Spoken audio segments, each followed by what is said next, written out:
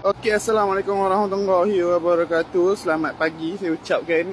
So pagi ni berjumpa lagi. So saya harap abang-abang kakak dalam keadaan sihat sejahtera. So sebelum ni saya pernah update sebiji video yang harga baru tu.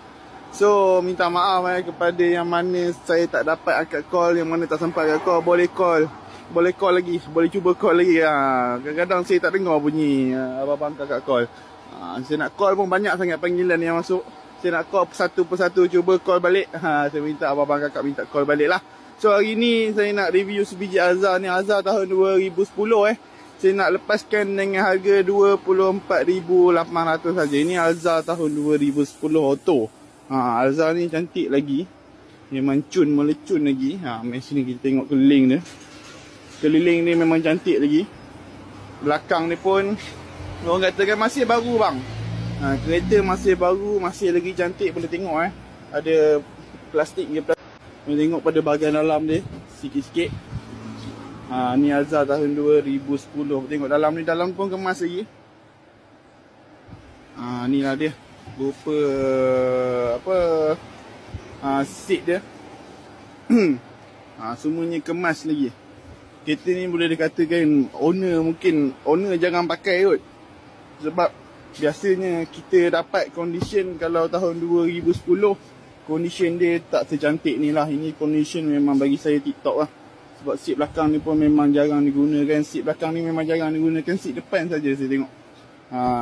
Nampaklah kesan-kesan yang orang guna tu kan. Tapi kereta ni satu owner sahaja. Bukan dua owner, satu owner. Kereta masih lagi TikTok.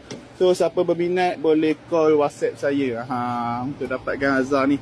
Siapa mencari MPV MPV bajet murah ni lah dia. Yang mana ada anak kecil ke, anak 2, 3, 4 orang. Ni lah kereta yang orang kata mudah.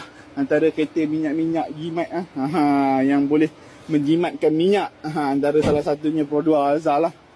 Ini kereta antara kereta yang saya minat juga. Sebab apa? Sebab minyak dia safe je. Itu sahaja. Minyak safe, senang nak dikendalikan. Lepas tu nak maintenance pun tak mahal mana. Barang pun mudah, barang pun murah. Tak semahal-mahal barang kereta-kereta import So itu sahaja saya rasa untuk Alza ni. Inilah dia daripada bahagian co-pilot dia. Semuanya cantik lagi. Macam kereta baru. Harga boleh runding, tak ada masalah. Kereta ni semua cun. Tengok tayar semua bunga tebal-tebal lagi. Boleh dikatakan hampir 80% bunga tayar dia. So inilah dia Alza.